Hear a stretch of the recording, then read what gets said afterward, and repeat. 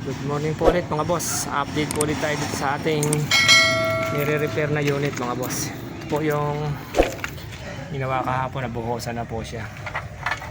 Yung pagdagdag po ng poste. Ito yung sa kabila. Bali kakabitan lang naman po ng gate yan, kaya maliit lang po yan siya. 4x4 lang po yan siya mga boss. Ino-offset po natin ng G's para po yung gate natin makakapasok po siya sa loob ng bagya. Para hindi po siya mabubulok ng tubig. Ito po yan mga boss, dulo po kasi yan.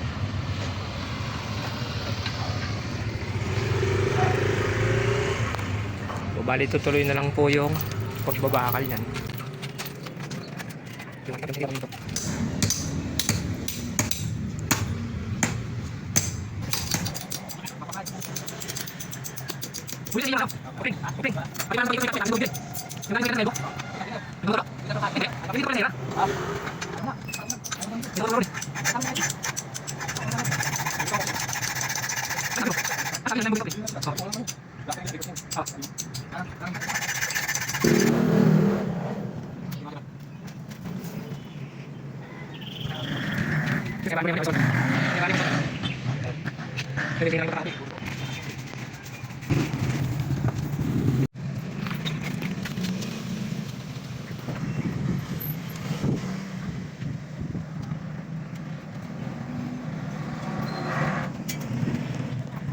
Update po tayo dito sa ating nire-repair na unit mga boss. Yan po siya, binuhusan po namin yung kahapon. Yung dalawang poste, nabuhusan na po siya kahapon. Bali babaklasin na lang po natin yung kanyang plywood, yung kanyang forma. Baklasin ulit.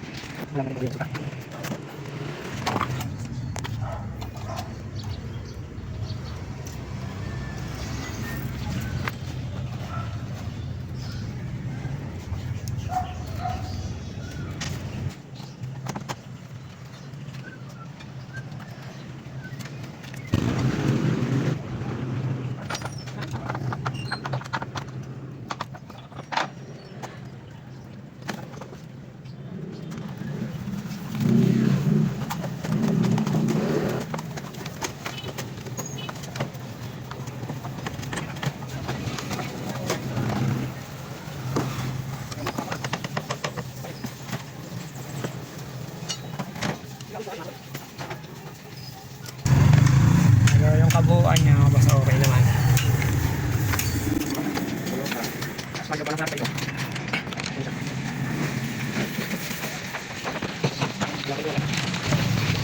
Ito pa yung ilalim niya.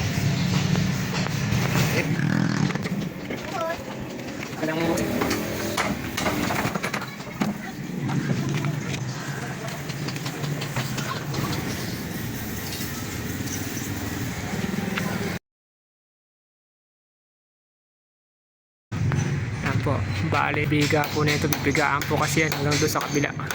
Pagpapatungan po siya ng bubong mga boss. Ayun naman po yung aasikasuhin.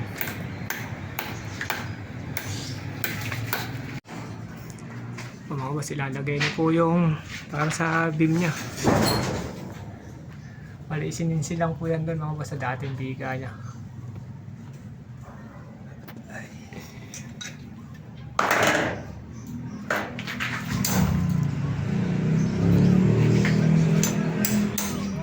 Sa kabila ganun din po, sininsi lang rin po yung mga boss. Ayan po siya.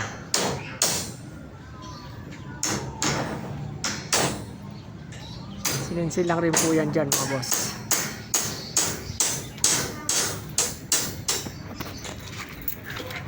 Hindi na po natin pinost yan dito. Ayan po yan siya. Tapos yun po ang kapantay niyan. Yun po sa kabila.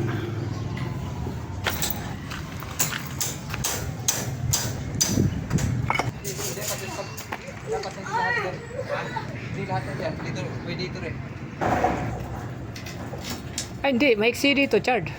Sa ibabaw to. Dapat pala dalawang ano. Dalawang mahaba, nakalagdito yung isa. Kasi sa ibabaw to siya eh. Dapat sa ibabaw ganyan. Oo, yung yung ano lang, habaan mo isa. Hindi. Yung pandugtong, yung dugtong niyan, dalawa sa ilalim. Ito Kaya naman, yun dugtong ang na ito, habaan dalawa lang nito sa yan. ibabaw. Yun na lang ang habaan ng kalawit para magpanagpo sila doon. Saan? Yan sa... Hindi nga, dapat nga ito, mahaba to siya, dapat pumunta siya rito. Ito, dapat mahaba to, pumunta siya rito, tapos dito sa kabila. Yung isa, okay lang, kahit hanggang dito, magkikita na lang sila rito. Hindi sinagad ni Jeff yung ano eh. Hindi niya sinagad yung sinsil nito eh.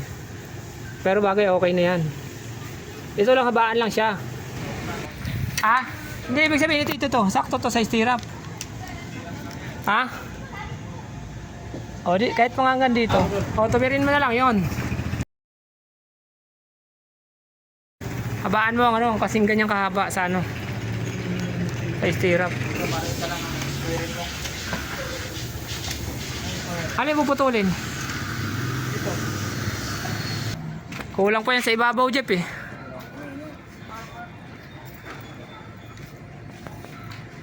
Ito lang mamaya ang putulin mo, tapos yung isang tuwirin mo na lang. Tapos yung isang partutan mo.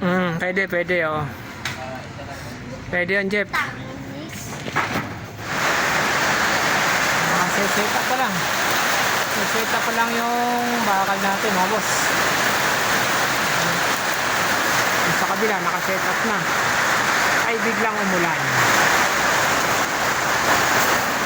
So, yung sa kabila, mga boss, naka-set up na po siya. Nalagay na po natin yung anin. Kasi bigla nga po umulan. Tago muna tayo dito sa bubong, mga boss.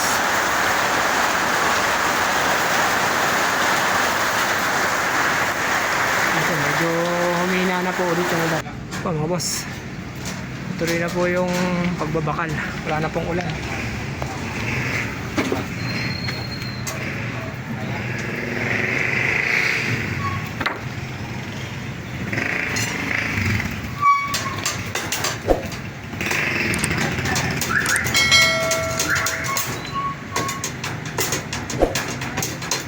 Sa loob na lang, Jeff. Yung isa na lang ilabas mo.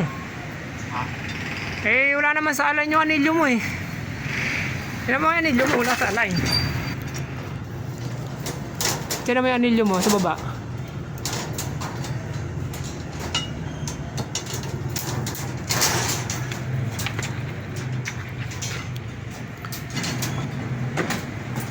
Mga boss, tinutuloy na po yung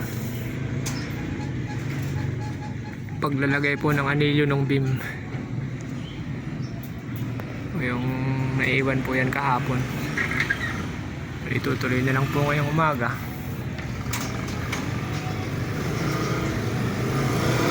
Kaunti na lang naman po yan siya. Ito na lang. Kompleto naman na po yung anilyo yan. Bali ipagtatatali na lang po yung mga anilyo na yan, mga boss. Kung ano po, maloobin po maya maya po, mapormahan, malagyan na po ng runner. Bali isa lang naman po yan siya, mga boss. Yung pagpapatungan lang po yan ng ano natin, ang ating parlina sa ibabaw para po sa bubong na itong harap.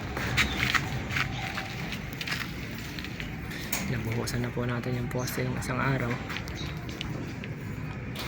Yan po siya. Bali assemble po natin yung gate.